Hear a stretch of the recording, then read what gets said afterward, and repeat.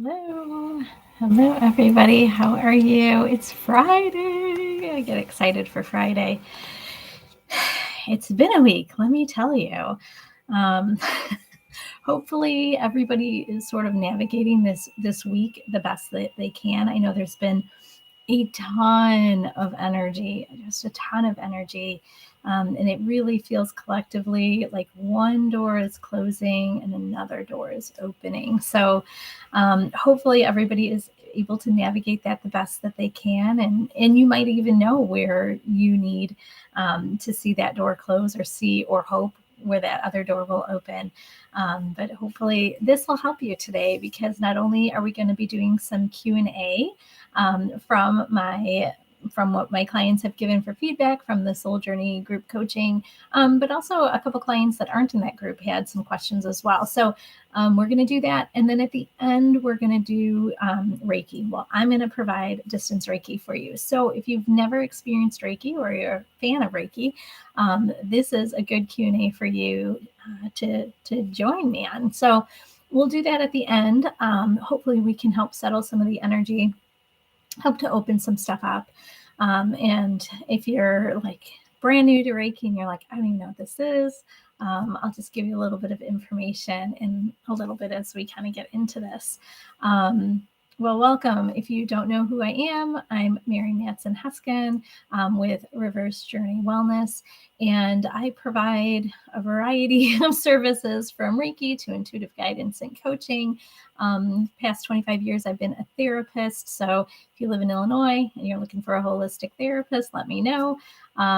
So I wanted to blend this, I don't even want to call it the style, but the modalities that I knew from the counseling world, talk therapy, cognitive behavioral therapy, solution focused, client centered. I wanted to take those and sort of meld them with what has helped me on my personal journey. So that is why Reverse Journey Wellness came about. And I'm just putting some stuff out there. I have some guided meditations on my YouTube channel. I really love guided meditations. It helps me to sort of just forget about what's going on in my life. I don't have to be super active in that process. I can just listen and experience. And so since I know that helps me, I thought it would help other people as well. So I have those on my YouTube channel. And then I've been doing these Q&As on Fridays. Not last Friday, I was out of town, but we've been doing for the Q&A. So I'm calling it the Q&A portion. Basically, I'm working with clients this summer on abundance. And if they have any questions from the material that we're working on each week, they can send me questions. If you're live, you can always send me a message if you have a question. But it's just an opportunity to connect to clients, give them a little bit more information. I'm the type of person that in the moment, if I'm, in my own sessions, or if I'm even at the doctor's and they're giving me information and I'm like, yes, okay, I'm going to do that. Totally on board. And then like 15 minutes later, I'm walking out like, what was I supposed to do? So if you're like me and that happens to you, this is kind of why I have the Q&A. So we have an opportunity to reconnect, get that information just anchored in a little bit more, and then to give you those strategies to kind of like move forward. So I'm sort of combining the last 2 weeks Q&As because, like I said, I wasn't here for last times. We were talking about building a healthier relationship with others, but how does that begin? It begins with building a healthy relationship to yourself. It all starts with us. I know in the last few weeks, we've also talked a lot about mindset, limiting beliefs. And guess what? Those crop up here too. When we talk about healthy relationships, again, either to others or to ourselves, we're going to see a lot of wonky mindset, lots of limiting beliefs. Unless you're super healthy and have done all the work, which most of us are still a work in progress. So, and if you are a work in progress, no worry, you kind of grow at your own pace. So one of the things that I wanted to talk about, or it's not necessarily talk about, but sort of remind the people that I've been working with and anyone that's interested in it, are about the erroneous beliefs that we have about relationships. And I just ask clients to let me know, like, what do you think your erroneous belief is? What do you think is a belief that maybe hasn't served you, maybe has created conflict internally or within a relationship? And so I wrote them down. I think they're absolutely fabulous. They cause stress, but I think they're absolutely fabulous because they're very universal. A lot of people can relate to these because they're so common. And so I think when we see that somebody else has had this struggle, or somebody else has this same belief, it reduces some of our maybe guilt, maybe some of our shame, maybe some of our embarrassment, and it allows us to send ourselves a little bit of compassion. And that's one of the key components to building that healthy relationship with yourself. When we can send ourselves that love, that care, that compassion inwardly, it's much easier to extend that out. It feels much safer to do that. It doesn't feel like it's as risky or a gamble. So you can listen to these beliefs, and I'm going to talk a little bit about them. I want to be mindful of time so I can get to the Reiki. I would like to do at least 20 or 30 minutes. So if you're brand new to Reiki and you're like, oh, that's too long, you can always pause it and take a break, or you can, if you're watching live, you can always just tap out when you're done. Everybody has a little bit of a different expiration date or timer on them. So just know that I can receive for a long time. So I know other people can as well. So what are those erroneous beliefs that get us in trouble in relationships? Things that maybe we don't think are dysfunctional or unhealthy because we do them, because maybe they were modeled for us. But now we're seeing, okay, this is creating some conflict for me. So the first one that I want to talk about, and again, this came from clients, so I'm not going to say who it was, but so if you resonate with these, just know that they're really, really common. So the first one I have is talking, sharing feelings, and compromising is a sign of weakness, and my partner will take advantage of me if I do those things. This is a big enough one. I could unpack this for the next hour, but I'm not going to. But this is a huge one. I think a lot of times we feel, when we open ourselves up, when we share our true feelings, when we talk about our needs, when we think about negotiating and compromising with a partner or with any relationship, really, that's a weakness. They'll smell that fear, they'll smell that weakness, and then they'll take advantage of you. And the reality is, the way that we have that deeper connection, those fulfilling relationships, is when we do share, when we do communicate, when we do think about compromising. It can't always be about our needs, right? We have to put the other person number one at some point. It doesn't always have to be every day, every conversation, every opportunity, but it does have to kind of ebb and flow for us. So this one is a pretty common one within relationships. And then we were doing a little bit of deeper diving and saying, how do you think this impacts how we care for ourselves, how we, what kind of relationship we have with ourselves? So if sharing our feelings and compromising feels like that's a sign of weakness with other people, what does that tell us about our internal conflict? And so we kind of were working with reframing it. And so it's resting and practicing self-care is a sign of weakness or being selfish. So just like opening up and being vulnerable with somebody else feels like a sign of weakness, sometimes that resting and practicing self-care also feels like a sign of weakness, or that we're being selfish. I hear this one all the time from people. I think when I say self-care, oftentimes people will think about maybe going to get a manicure or pedicure, or treating themselves to a nice cup of coffee, or even something bigger, an outfit, a pair of shoes, whatever it might be. And that's not what I mean at all.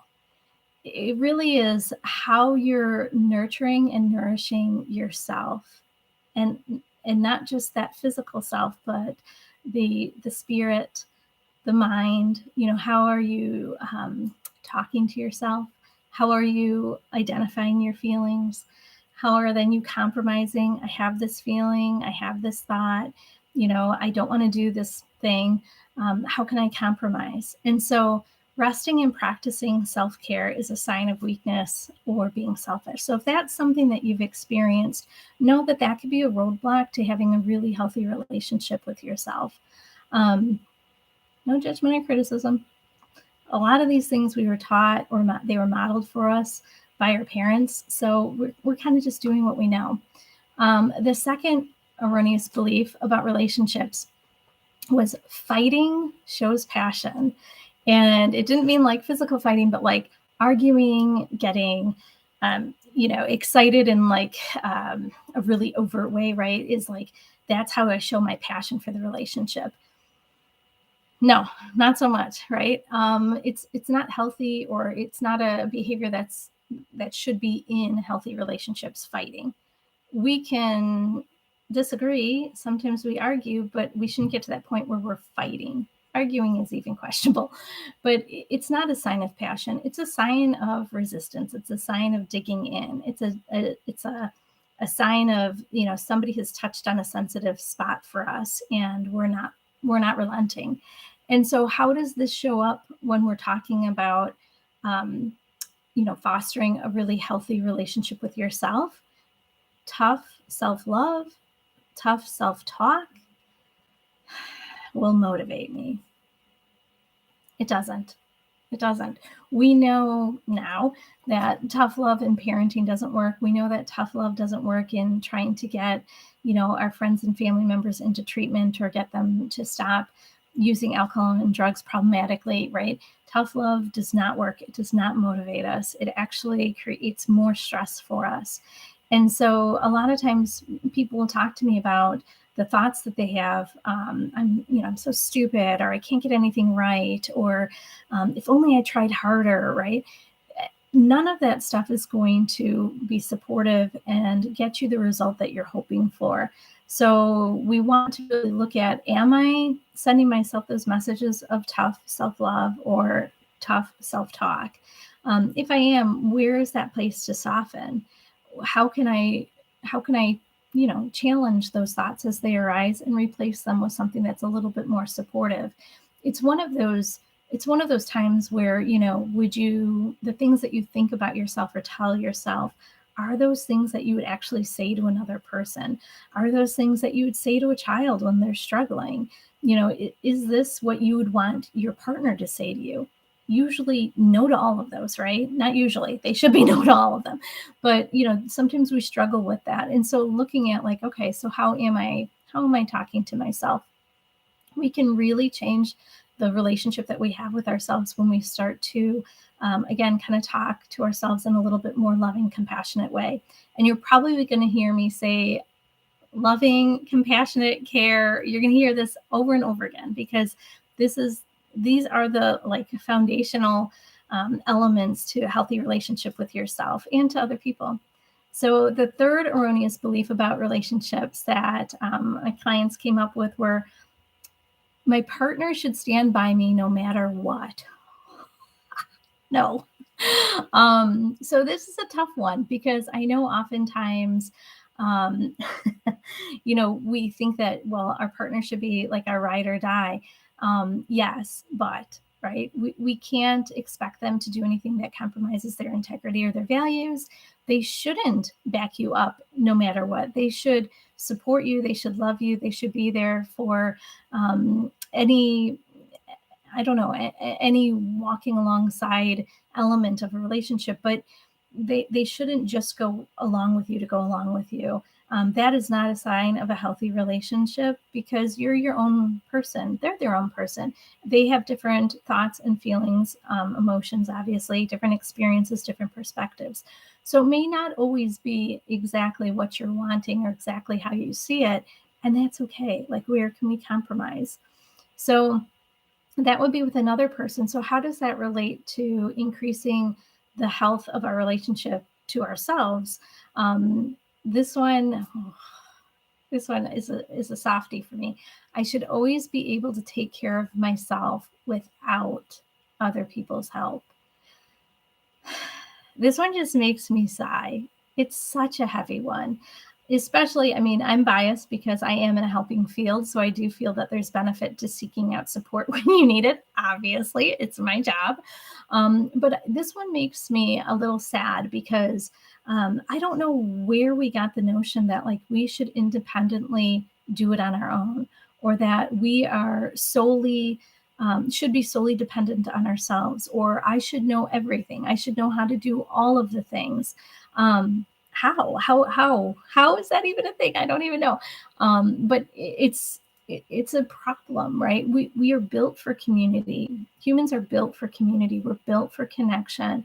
And what I don't know, somebody else will know. What I'm not sure about creating a solution or a new strategy, there's somebody else that's already been there, done that, and can give me the, the Reader's Digest version of like how to get there myself.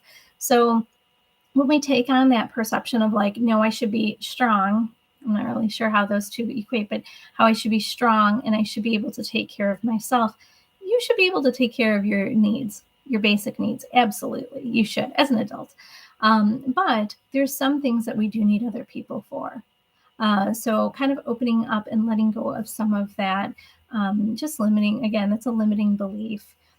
So the next erroneous belief about relationships is, this is a toughie too. Being in a relationship will make me happier in my life. I'm sure at one point we have all felt this way. I know when I was younger, I felt this way. When I was in between relationships, and there was a drive or a desire to get back into a relationship, thinking that that would satisfy my needs and I would be happier.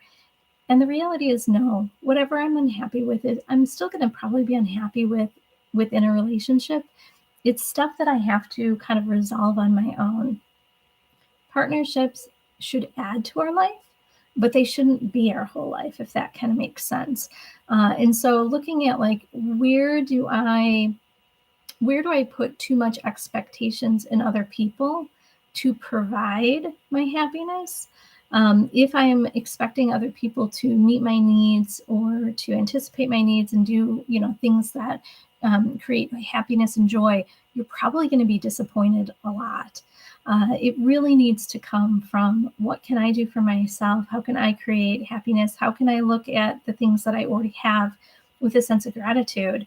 When we shift into gratitude, usually we see more of the things that are working for us, or more of the things that we have in our life that are, worthy, stuff that makes us feel good, meaningful, purposeful. So that one is a tough one, and that is going to create a lot of strain, I think, in relationships. And so how does that sort of impact the individual, or what would that be a message towards self? And this one is a heartbreaker too for me. Sometimes spending time with myself just feels like being alone. That was one of my clients' quotes. And it sort of hit me. I'm like, that's sad, right? That makes me really sad, because I can see their light. I can see their vibrancy. I can see how special they are. And I'm like, how is that even a thing, right? But that's how they feel. And I know there's been times, again, in my life, and this is probably going more towards like almost my teenage years, where being alone felt very unsettling. And I didn't know if I had the capacity to fill that time in a way that felt meaningful for me. And so it's a lot of like, what are we telling ourselves about what it means to have alone time? I'm probably more of an introvert than an extrovert, so I need alone time. I need to refuel myself with quiet, with serenity, with peace. Like, that helps me. So I kind of go off on my own and do my own thing for a little bit, just to sort of fill my cup back up. And so for any extroverts out there that are like, wait a minute, I need to be around people to kind of refuel myself. It's not exactly what I'm saying, but that's good that you know that about yourself, right? But there should be a level of comfort and safety in being by yourself, and it not feel like you're alone, that you still have something that is with you, and it's yourself, right? When I was a little kid, I remember my mom used to always say, like, you're never alone. And I'm not even sure if I would have said to her, I feel alone. I think this was just something that she talk to me about. And she would always say, like, you're never alone. And I'd be like, I'm alone. As soon as she leaves the room, I'm like, I'm alone right now. And I know that she meant on a higher level, you're never alone because there's always something, someone with you. And if you have a belief system that talks about a creator or a spirit, universe, God, whatever it might be, there's that element. There's also, in my world, having guides, you know, either ancestors, ascended masters, nature, whatever it might be, that helps support you and really does accompany you throughout your lifetime. And so that element of like, okay, so I'm never alone, even if I'm by myself. But then knowing that how I appreciate myself, my strengths, or whatever it might be, really determines how I see or view that time by myself as not alone, but quiet time, reflection, or whatever it might be. So I know that one really can create some strain. It's hard to build a healthy relationship with ourselves when we don't feel comfortable being just by ourselves, right? It's kind of it's a wonky feeling. And then I have the next erroneous belief for relationships. Client wrote down, relationships should be easy. I don't know about should, right? The reality is relationships do take work.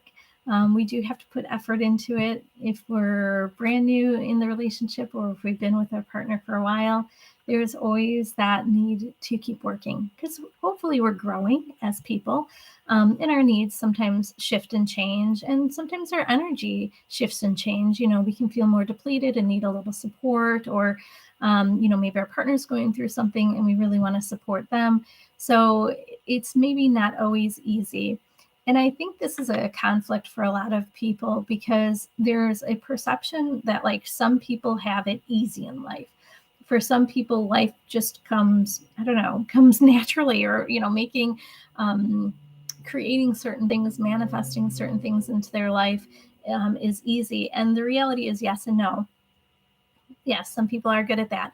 But it's also probably what they're telling themselves, that things are available to them, or I'll get through this. We're always going to have the ups and downs in life. That's never going to go away. That's part of the human experience.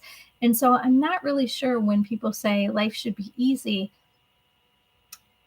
I need more information, I guess, on that one, because when it's going well, when we feel like we're in the flow, I do feel like it's easy. It feels effortless, right? But then when we start to hit those, bumpy periods of our life where it feels like there's a little bit of doubt, or, struggle, we can't see the outcome that we're hoping for in the moment. I think that does feel challenging. And the reality is that's okay. Like, we can move through that. We can grow from those moments of struggle. It's what we're telling ourselves. The struggle's too much. I can't get out of it. Or, I'm never going to, I don't know, make X amount of money, or I'll never find my partner, right? If we're telling ourselves a lot of that negative messaging, we're going to create a self-fulfilling prophecy. Then you're right. You're not going to make that kind of money. You're not going to find a partner. You're not going to get that job, or whatever it might be, because we're kind of putting that out there and it gets reflected back to us. So I don't know. I'm struggling with the should and the easy with that one, with relationships.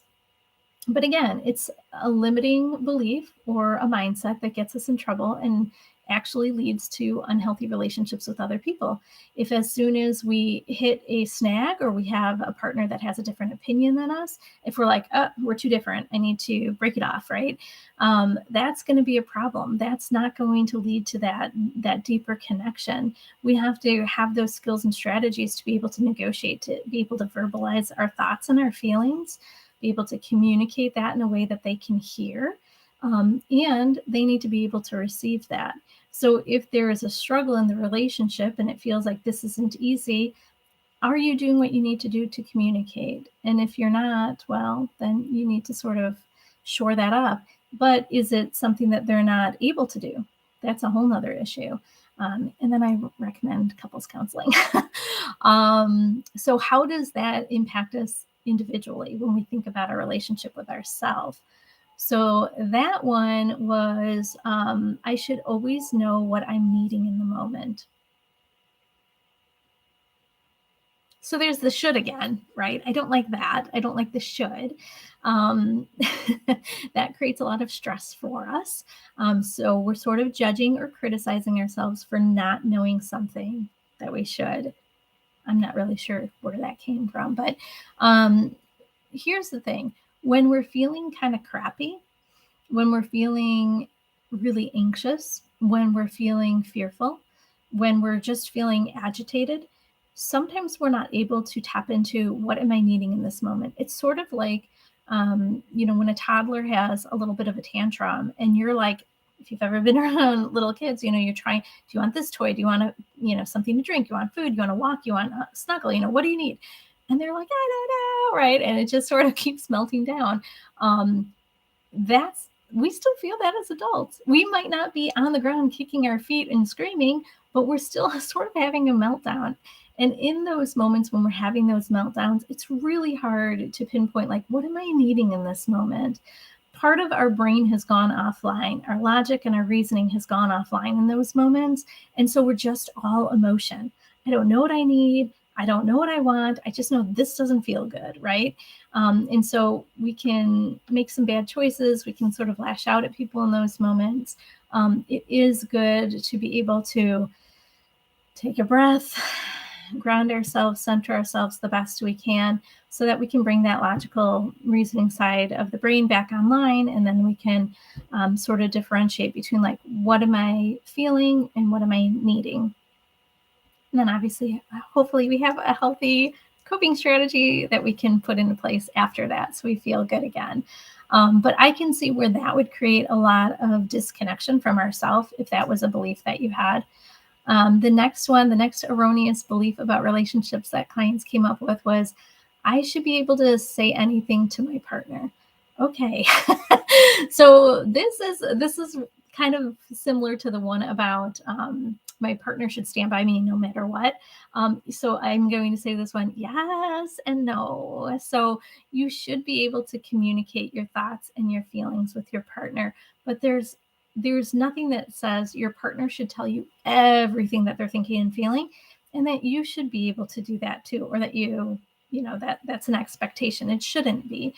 There are some things that we probably want to keep to ourselves. We probably don't want to say, like, yeah, that shirt does make you look really awful, right? We want to kind of keep that to ourselves. But there's also that piece of, like, what is the reason why we would want to say something hurtful, something condescending, something, that can create some shame or embarrassment for our partners. So you should be able to say most things, but some things maybe not. And again, it's one of those things where we have to look at the communication of the partnership, and are they able to receive what you're saying? If it's a reasonable, in my mind, if it's a reasonable expectation that they should be able to hear or receive what you're saying to them about something, and they're not, again, is this your delivery? Is it your message? Or is it their difficulty with hearing that and taking that in? Is it something about accountability and responsibility? That can be a struggle as well if they are not comfortable with that. And that kind of goes up to that number one, talking and sharing feelings and compromising is a sign of weakness. If they were taught, or if they learned, or if they, somehow took in the information that all of that stuff is dangerous, then they're not going to be open to receiving what you're saying to them, right? That's going to feel really, really scary. And that might put somebody on the defensive. When we go on the defensive, oftentimes we kind of lash out, or claws come out. So that would be if it was related to the relationship. So what did we have for if it was a relationship to ourselves? Oh, this one's a big one too. Words don't matter, and self-talk isn't safe. That one's a big one to me also, because words do matter. And if they didn't, we wouldn't have an emotional reaction to them. And if self-talk isn't safe, then it's how am I talking to myself?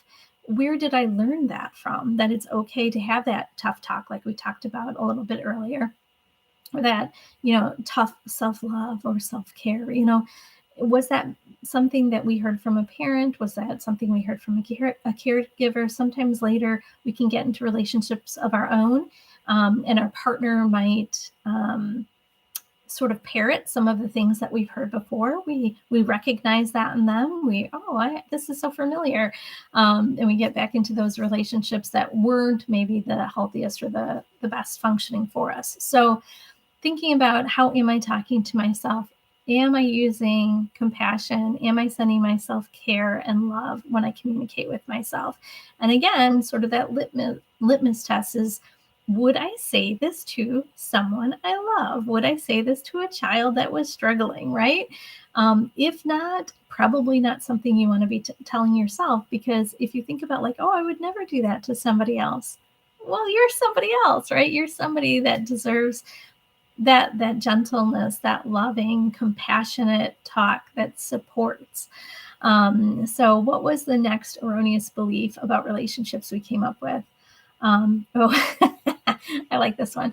If it starts to sizzle, then they aren't your soulmate. And this one makes me laugh, because I think there's a perception that it should always be like hot and passionate. And it definitely should be hot and passionate at the beginning, because it's new and it's exciting and you're sort of exploring yourself, you're exploring your partner. And so I think there is a lot of sizzle at the beginning of relationships. But remember, we talked about, like, relationships are work. And so if you keep working at the relationship, as you grow and your partner grows, you find that connection, it's going to continue to sizzle, right? But should it always sizzle? Again, we're going to have ebbs and flows, right? We can have stressors from work or family life or health concerns that just feel like, I just got to phone it in today, right? I'm barely, showing up or whatever in my life. And so we have to sort of give each other grace, ourselves and the other person, that, like, sometimes this is just a cycle that we're in, it's just a phase that we're in, and that's okay. So if it starts to fizzle, it doesn't mean that it's necessarily not a soulmate. So how would this relate to erroneous beliefs about ourselves? So it was, okay. So this one I talk to clients about all the time. I should already know who I am. Okay. You are constantly changing. You're taking in new information and you're trying to adjust to it. So, if you look back on your life, who you were, who I was in my teens, definitely not who I was in my 20s. Who I was in my 20s, definitely not who I was in my 30s. Who I am now in my late 40s, even that has shifted from early 40s. So, I feel like we have to give ourselves, again, that grace to be able to expand, and also have that quiet time to really reflect on who we are now. Who do I want to be? What are my needs? Have my needs changed? Has something not felt fulfilling, or something not met my needs that I need to let go of and release? Is there something that I want to add to my life to bring more joy or purpose or meaning? I should already know who I am. Again, there's that should. I love that I don't love that there's so many shoulds in these, but it's like, it makes me cringe, because the shoulds, they get us every time. So you shouldn't. No, you shouldn't know who you are, because you're always evolving. So as long as your core, who you are, your core is not really going to change. But meaning can change. Where you want to put your energy and attention will change. And the last erroneous belief about relationships that they came up with was, oh, you should do everything together. No, that just makes me cringe a little bit. No, you have to be your own people. You should have your own interests. You should have the things that you do with, your set of friends, or maybe even sometimes family. You should have the things that you like to do on your own. And then the things that we like to do as a couple, those are the things that sort of bring us together and bond us, right? So that's good. But we shouldn't have the expectation that our partner does everything with us, right? You have to run errands with me. You have to, work out with me. You have to, I don't know, do everything with me. No, like that's overwhelming. That is not a healthy belief, I will say. If you guys enjoy each other and feel, and there's a should in that sentence too. If you enjoy each other's company and you want to join them, that's perfectly fine. But it's not that the part that's wonky is that expectation that they should be doing all this stuff with you. We really have to check in with our partners and see, like, is this something that you're wanting to do? And then having that mutual respect to say that time apart is okay. It's healthy because you get to explore, what lights you up. So yes, that should do everything together. So how does that relate to when we're talking about our own relationship with ourselves? This one we came up with was time spent alone is selfish. I hear this so much from moms, and I'm sure it's true of some men or even women that don't have kids. But time spent alone shouldn't be selfish. If it's part of your self-care, then it's part of my self-care. It's something that I need. It's something I need to ground myself, to center myself, to feel balanced again, so that I'm my best. I'm bringing my best to the relationship. I'm bringing the best to myself, right? And so we want to really look at, like, where did that belief come from, right? Was there an expectation of a parent that, like, downtime was lazy time or downtime was bad time? Was there an expectation of a partner that, like, you're always going and doing and being busy? Is there something that we've seen? I know I see it all the time on social media where people do not have any downtime, and that's like a good thing. I don't know, it's like that hustle culture or whatever. But I also see it with parents that are overscheduling their kids. They don't give them that time to just relax, use their imagination, get bored. Boredom is not a bad thing. Just having that time to really explore their inner world and their outer world. But if people feel like that downtime is selfish or downtime isn't a good thing, it's going to create a lot of internal conflict for us, because we need that. We need that downtime. We need that quiet. So the one thing that we that I heard a lot in these past couple of weeks with clients was that building and maintaining relationships with other people can be hard. Yes, building a healthy relationship um, does take some work, but it's worth it in the end if it's meeting your needs and you're happy, right? It's totally worth it. And so it can be frustrating when it feels like things aren't working for us. But again, we're going to have those ebbs and flows. We're going to have those times where it feels like we're, just going through life and everything is, opening up for us. And then other times it feels like we're stuck in the mud. So when it does feel daunting or exhausting, when it does feel like there's a roadblock, to me, that is a red flag that, like, I need to be looking at my self-care. I need to be looking at my relationship with myself. It won't always be a struggle, but right now it is. And so what do I need to do to support myself to move through this period of struggle? And I think a lot of times people get so frustrated that, like, here's another struggle or here's another challenge that I have. It's going to be, you're going to have the ups and the downs. But when we notice that we're starting to push against another person, push against their needs, we sort of are engaging in a struggle, a battle of the wills. We're basically getting into the type of conflict where it's either going to be win-lose or lose-lose. And it's not going to be a win-win. And our goal should always be to have that end result of a win-win for ourselves and for our relationships. So thinking about, like, how do I look at that? How do I look at if I compromise, if I negotiate with somebody, whether it's a partnership, a different type of relationship, family, whatever it is, how do I view that if they win and I don't, or neither of us can? I have no idea. But most of us kind of stink at honestly, getting to that win-win resolution. We do, because that's not the way that our culture is setting it up, right? We want to be winners and we want to have it our way, right? And so we have to really challenge that messaging that we've heard that, again, is probably a funky mindset or limiting belief.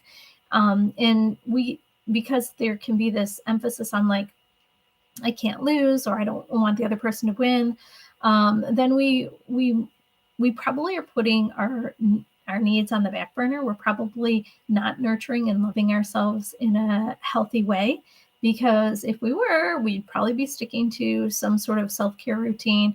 We probably would be able to get that logical reasoning part of our brain back online. We'd be able to make different choices for ourselves. And then we would be able to recognize that when we have that gentleness, when we have that love and that compassion and care for ourselves, we can extend it to other people. So the reality is, if you're like, oh man, I do all those things. Yeah, yes, we all have, right? As long as we recognize that it's been problematic, or it is problematic right now, it's like, how do I create that change? How do I create that new strategy?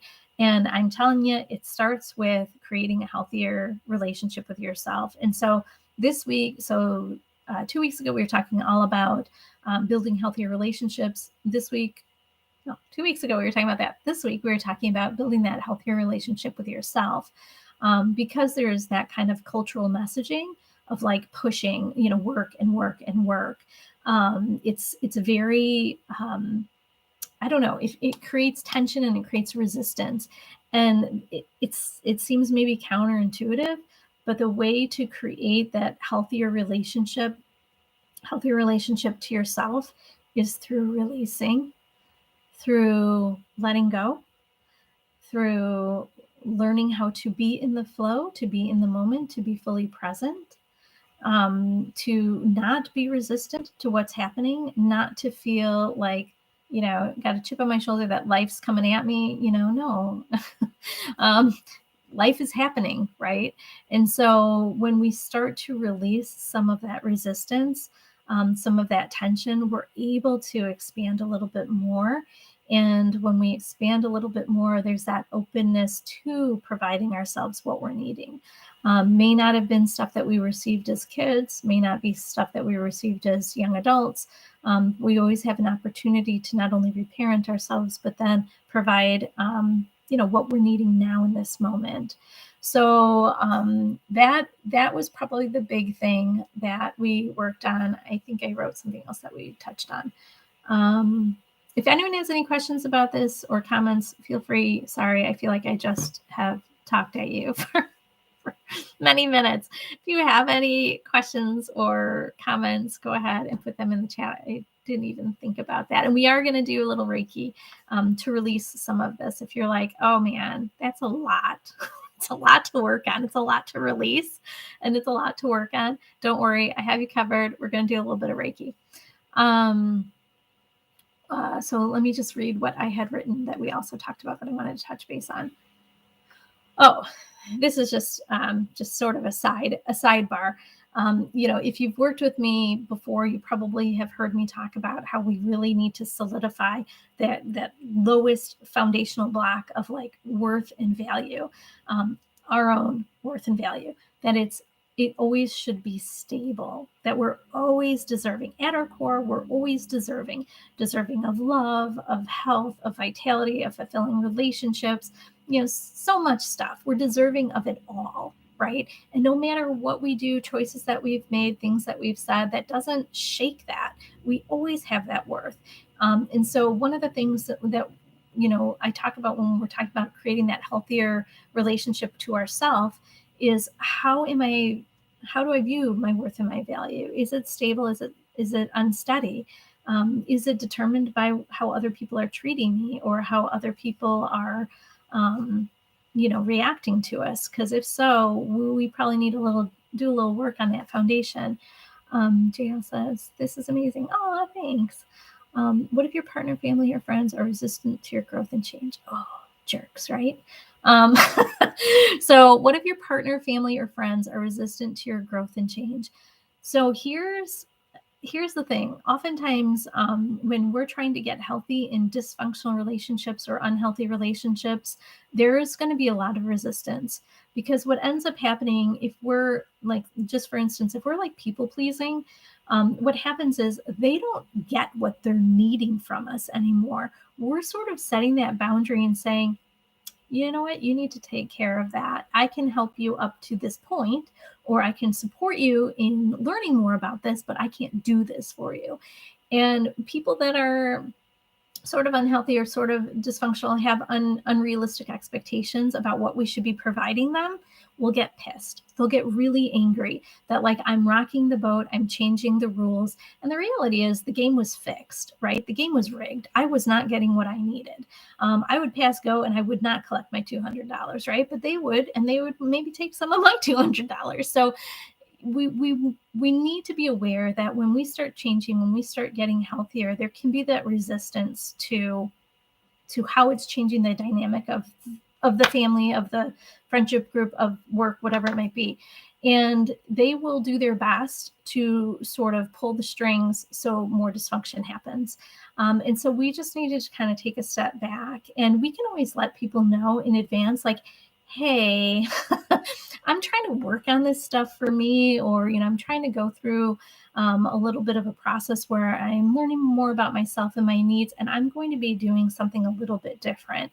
So we can sort of warn them in whatever language works for you and for them, to let them know, like, hey, I'm going to be taking a step back, or I'm not going to always be available to you. So we can let them know in moments of calm, not when it's like, on the phone. But we kind of set them up for an expectation that something might be changing. And if you're feeling ultra giving and loving, you can ask them, what do you think about this? Or what are your thoughts? If it's your partner, I would definitely ask for their feedback. But then it gives you a little bit of information about what are their expectations and are they realistic for you. And if they're not, then you guys can have a conversation about that. If they're not willing to compromise, to support you, then you really have to look at, is this a relationship that I want to continue in? And what kind of boundaries do I need to create for myself so that I'm emotionally protected from that? There's just because we're growing doesn't mean somebody else is growing, and somebody else might not be growing at the same rate we are. So it can create a little bit more stress for us, because we feel like maybe we're leaving somebody behind, or we're not providing something that we used to provide for them. But it's always, what's for my highest good, right? What do I need to do for myself?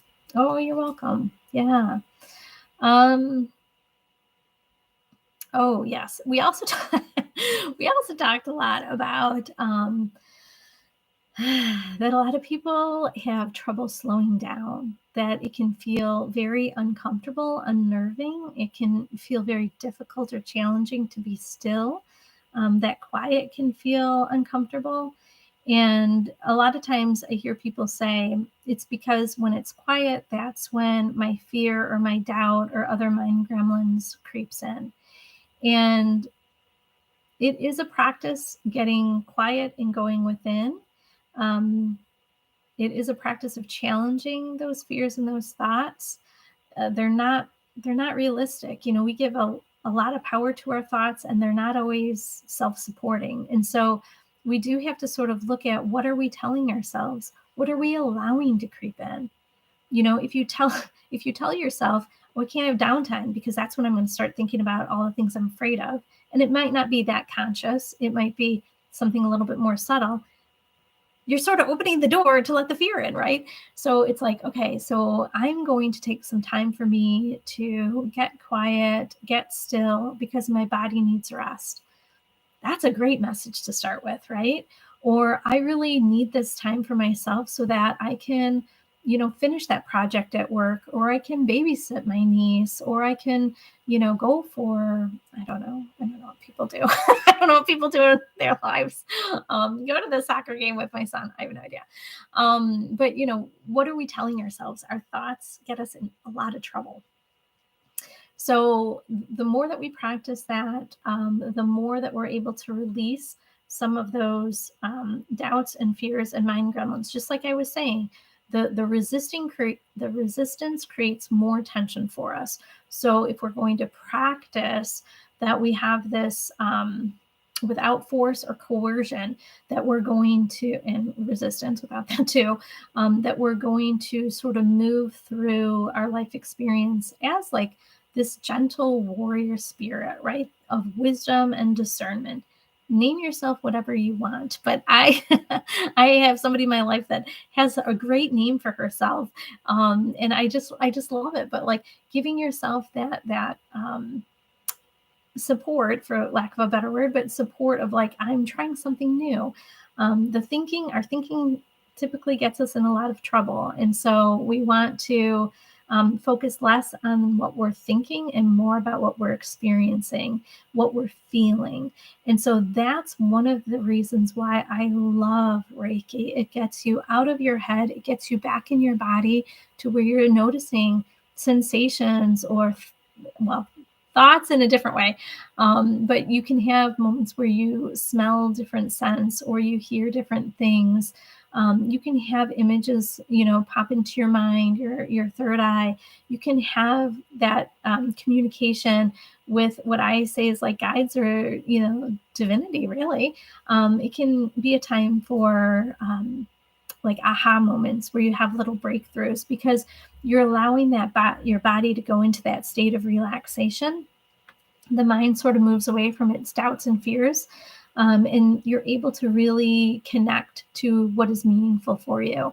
And so we want to create that practice. And again, I know I'm biased because I love Reiki, but that's part of what I think is so powerful about this practice. So, oh man, I'm so terrible at checking the time. So, if you are willing to receive a little bit of Reiki, all you have to do is set that intention. It's basically giving me permission, right, to send or for you to receive, really, that you're open to receiving. If you are familiar with Reiki and want to set an intention, if there's something that you've been working on, you are more than welcome to set a personal intention for yourself of what you want to receive through this distance Reiki that we're going to be engaging in. And so it can be anything. If you're new to intention setting, anything from I'm open to receiving Reiki to, I want to work on this knee pain, or I want to resolve this tension with my sister, or, whatever it could be. And so that is a huge part of this. If you've never had Reiki before, all you have to do is get comfortable. If you're open to closing your eyes, you're more than welcome to. Normally, if it's in a session or on Zoom, I would play a little bit of music. I know it's hard to do this on YouTube, so I won't be. But if you have some relaxing music that you like to listen to that doesn't have lyrics, you can start that. But just start to set that intention for yourself. My intention, so I always have an intention too when I'm providing Reiki, and I always just say, may you receive what you're needing in the moment for your highest good. It's always for your highest good. And I've never had face-to-face sessions with people that have asked for Reiki and didn't give me, or their higher self give me permission. I'm just going to sage as I'm kind of talking. But I have people have asked for distance Reiki, and when I went to check in with their higher self, I got like a loud and resounding no, that they weren't open to it. So again, there is that piece of consent. So I'm just going to say whatever you're needing. I just wanted to kind of clear that, send up a little smoke to whoever we're working with. If you have a place that you can go that's quiet, we're going to start Reiki in a little bit. This is just to kind of bring you into internal alignment, a place of peace, a place where you can kind of show up for yourself. So I'm going to close my eyes as I start. I'm going to invite in my Reiki guides, my spirit guides, my animal allies, my ascended masters, and the archangels. And there's 2 goddesses that I'm currently working with. I'm going to invite them in as well. And even if you're not aware of this, you have your own spirit guides. So we'll invite in your spirit guides. Even if you haven't been attuned to Reiki, you have your own Reiki guides. You might be aware of any animal allies that you have, any ancestors or ascended masters, any archangels or goddesses to provide support during this time of Reiki, to help shine a light on your path, or to give you a nudge or a sign, what you need for your next step, all for your highest good. And notice if you do receive anything from Reiki, it's always for your highest good. And if you're releasing anything that no longer serves you, nobody else is going to absorb that or take that on as their own energy. Sort of just release that to the earth. So I'm just going to begin by extending out my hands.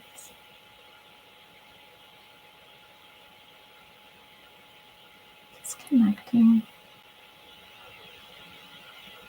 Whether you're live now or you'll come back to this later. Energy doesn't know time and space. You receive whatever you need in this moment, whenever you watch this.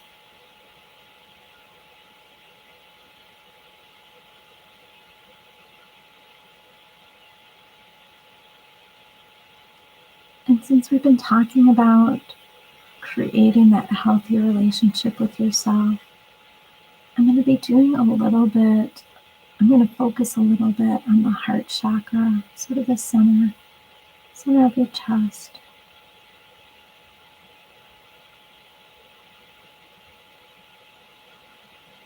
Just healing and opening.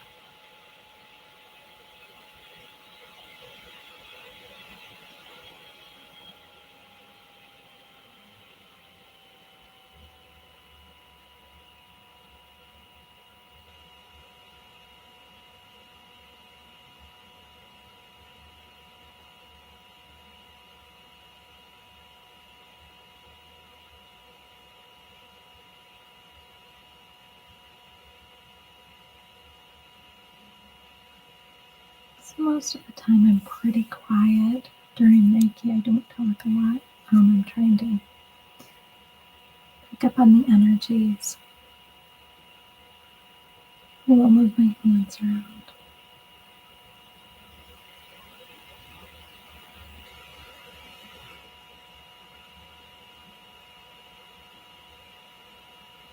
Just beginning to relax. I know it's midday, or right now a lot of it is midday.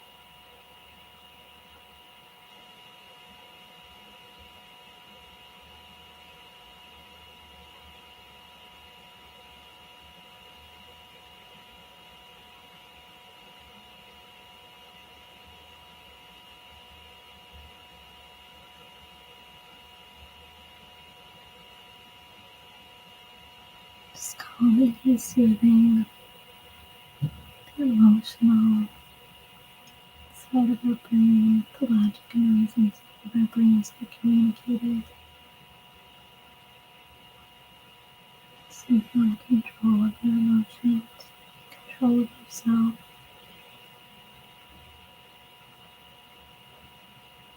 Referred to as a sovereign state.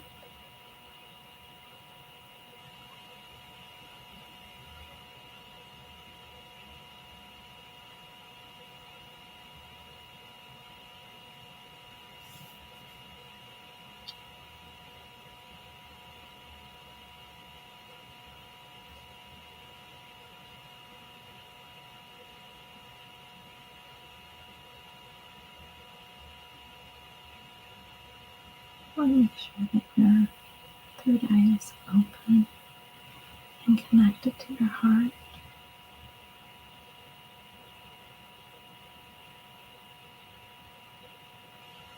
Able to receive messages for your highest good.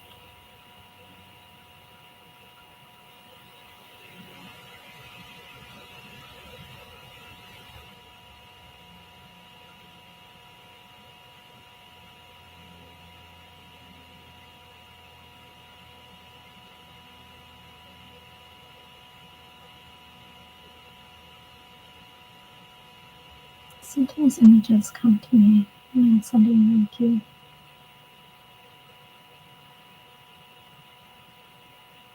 I see a little bunny next to a unicorn, so I'm not really sure what that's in reference to at the third eye, but there it is.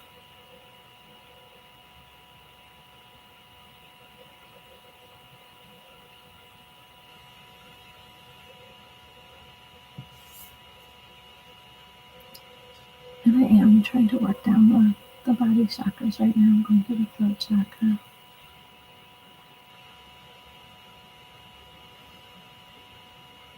Just releasing any confusion or doubt that you have about communication. Any knots that's been there in your throat. It feels like you can't find the words.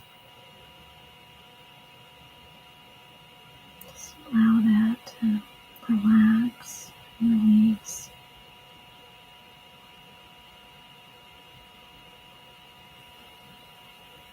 Knowing that you can find the perfect wording for whatever you need to say, and it'll be received in the way that you intend.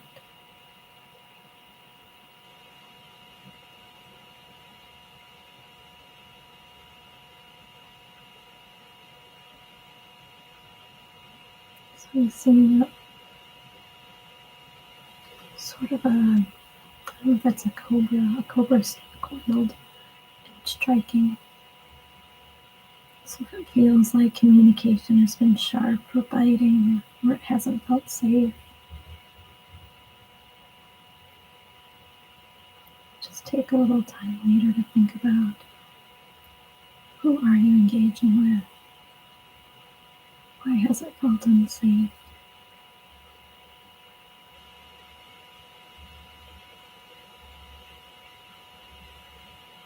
And if it's you, how do I soften my communication?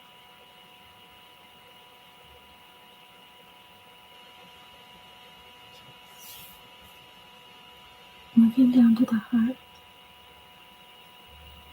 I want you to take a deep breath in to that heart center.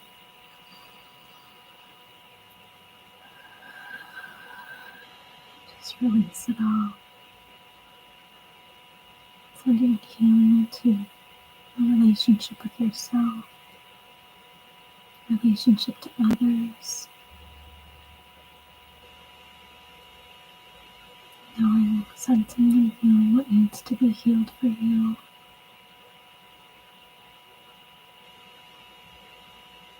Releasing all the shoulds and have-tos, everything in your to-do list.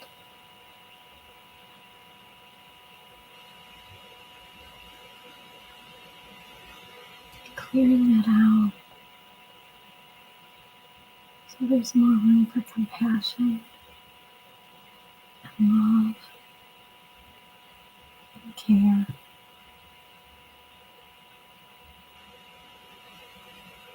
Releasing all the responsibilities that aren't actually yours.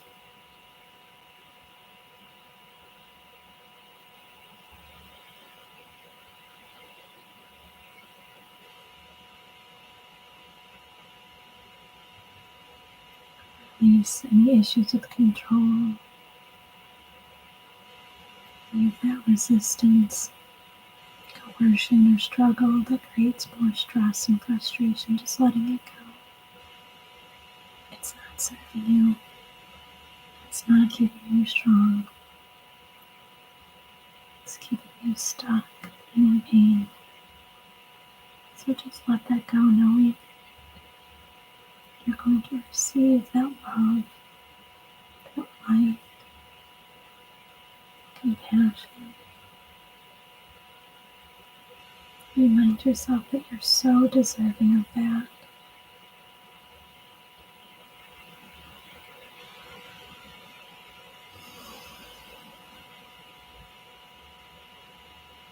Releasing the idea that you have to do it yourself. You have to do it alone. Take my mom's advice that you're never alone.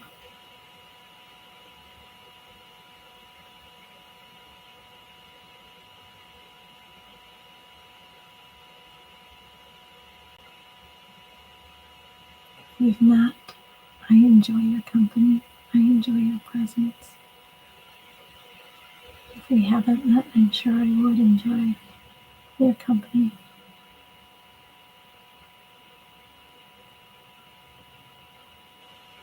Just take another deep breath into that heart center.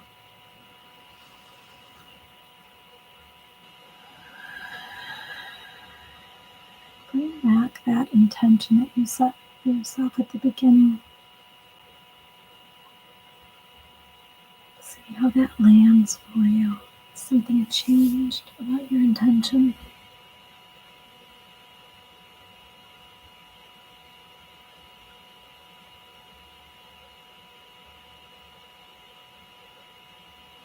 Maybe it feels clearer. Maybe it feels murkier. That's okay.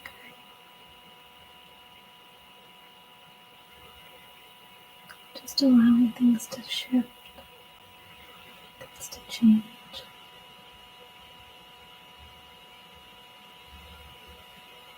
Just opening to releasing what doesn't serve you and receiving all that you deserve.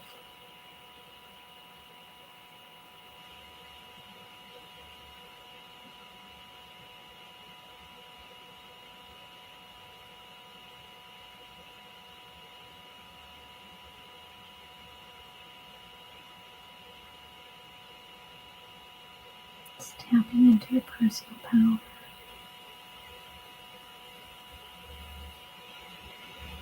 Feeling, sensing, and knowing your strength, your wisdom.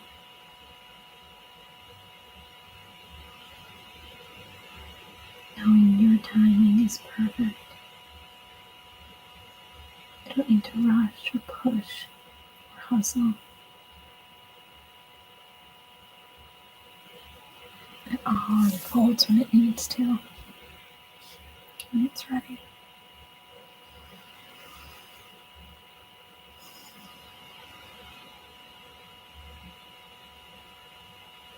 When we release the tension and the stress, the doubt and the fear, we can open ourselves up to joy and pleasure, fun, play.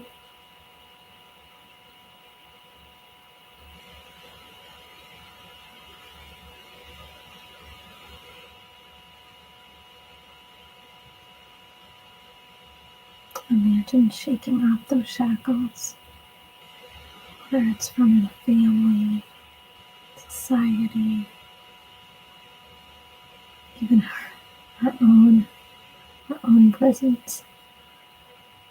Just unlock that door. Step out into that sun. Feel the expansiveness of power, of play and fun, pleasure.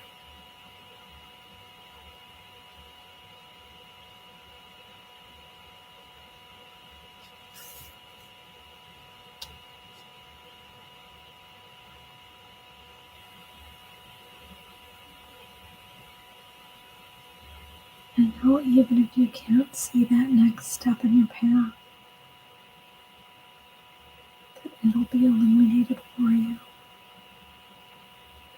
You'll know in that moment it's the right step for you.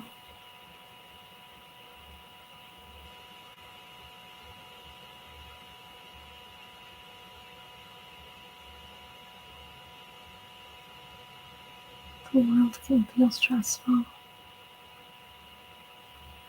The universe, divine source, never turns your back at you.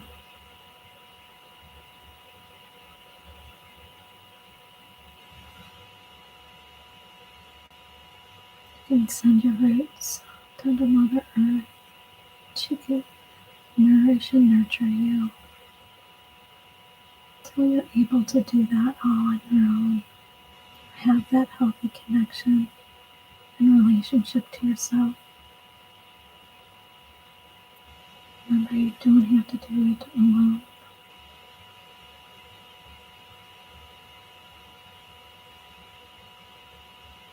who's there to help support you.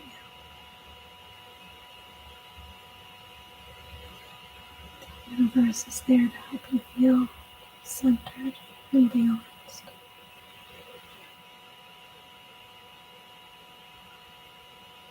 You just have to be willing to release limiting beliefs and wonky mindset.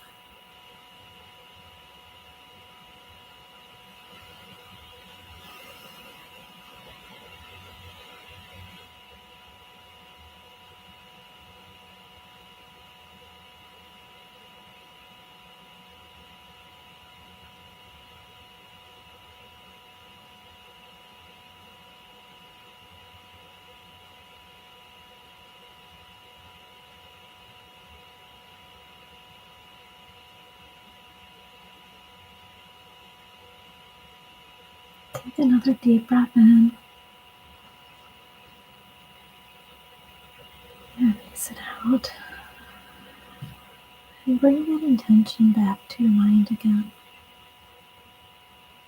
Is it the same? Has it shifted? You always have the right to change your mind.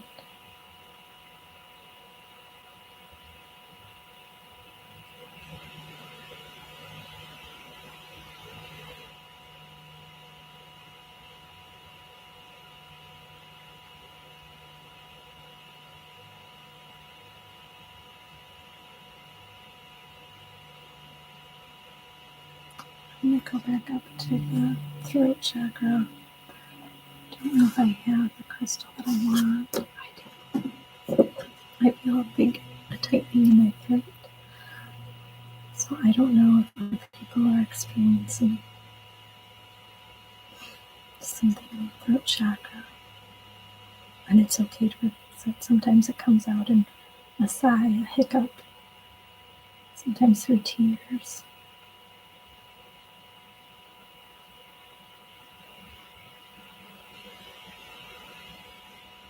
Burps. Sometimes it comes out in burps. It's okay. Just allowing that energy to move fluidly, to flow. Maybe you never had that permission from yourself to speak your truth. Now's that time, though.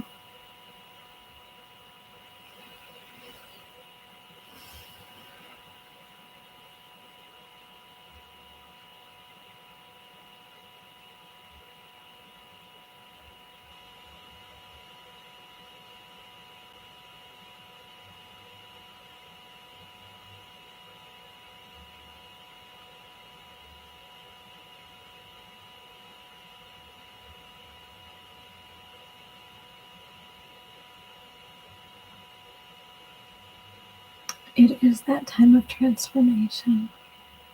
I feel like I'm getting that message. I mean, I know we're all collectively feeling it. And it's time for those doors. Some doors are going to close and some doors are going to open. I don't know which one's closing necessarily for me, and I don't know necessarily which one's opening, but I can feel it. I can feel there's a shift happening.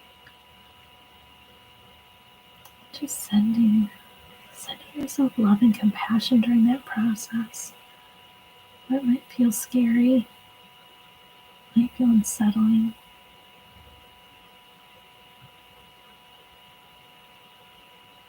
But knowing you've got this.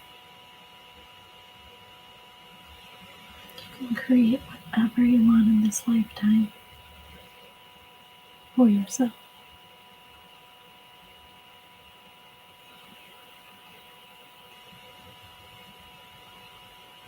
It doesn't take away from other people.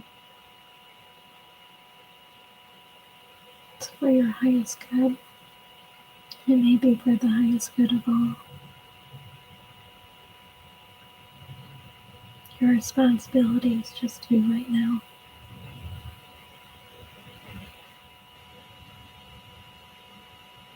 Continue to give yourself that permission to receive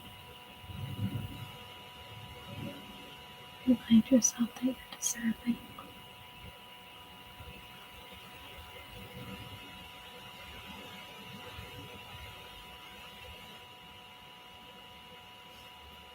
Robin and Donald Duck's voice. I don't know. Sometimes things come in. I don't know why.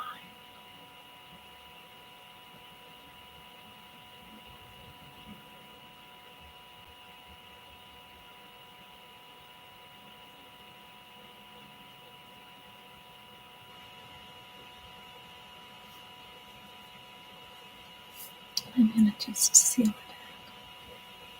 Seal the energy. Give you a little strength, a little boost. Okay. And seal it in awesome sound. So if it has been quiet, this might be a little loud. I know, it's loud. And that was clear. It was loud and clear. Oh, I love that. Well, that, my friends, is a little bit of Reiki. And if it's something that you've enjoyed, something that you want to explore a little bit more, of course, you can always contact me and let me know, and we can set up, a session. If you're hoping to do a little bit more work on you in relationship to yourself, I would love for you to join me this Sunday for the Sacred Circle. It's online on Zoom.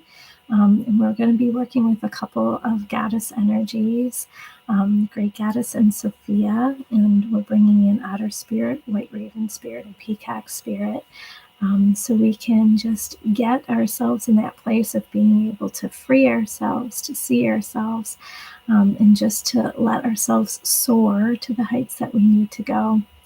So if you're interested in that, I'll put the link probably in the comment section, but otherwise you can always find me on my website, River's Journey Wellness, or you can always send me a message here. Oh, you're welcome. I'm glad you enjoyed, and hopefully that doesn't screw up your workday if you're all if you're all like soothed.